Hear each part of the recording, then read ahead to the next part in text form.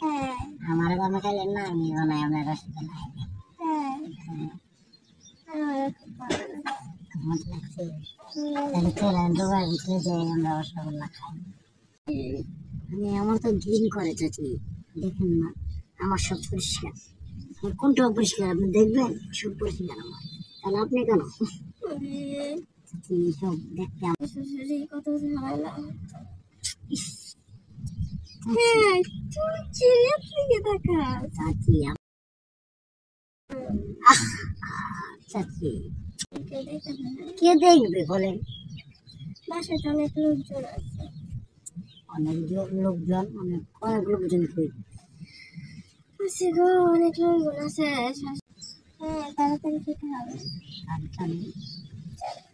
আচ্ছা উড়ে নাকি রুমে